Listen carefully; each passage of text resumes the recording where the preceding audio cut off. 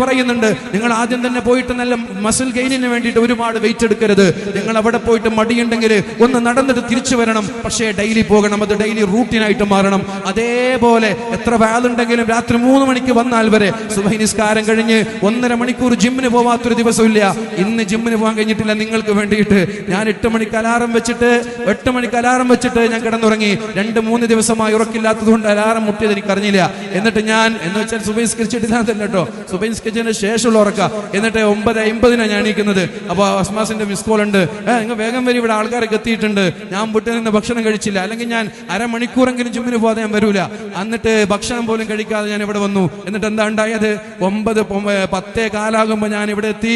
എനിക്കിവിടെ മൈക്ക് കിട്ടുന്ന എത്രക്ക 11:40. നിങ്ങൾ ആലോചിച്ച്, നേരെ മറിച്ച് നിങ്ങൾ 11 വന്നാൽ മതി എന്ന് പറഞ്ഞാൽ എന്റെ റൂട്ടീൻ കൃത്യമായി നടക്കും. അപ്പൊ ഞാൻ പറയുന്നത്, അങ്ങനെ പോയതിന്റെ ഭാഗമായിട്ട് കഴിഞ്ഞ ഈ 2024 നവംബർ ആകുമ്പോൾ 1 വർഷമായി. കൃത്യമായി പോയതിന്റെ ഫലമായിട്ട് എൻ്റെ ശരീരത്തിൽ മാറ്റം ഞാൻ കാണുന്നുണ്ട്.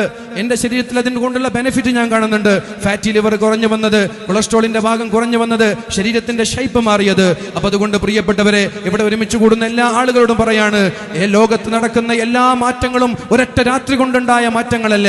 സ്റ്റെപ്പ് ബൈ സ്റ്റെപ്പ്, പതുക്കെ ഉണ്ടായതാണ്. ഓരോ ശതമാനം വളർച്ച 6 മാസമാകുമ്പോൾ നിങ്ങൾക്ക് കണ്ടുവന്ന് വരൂല.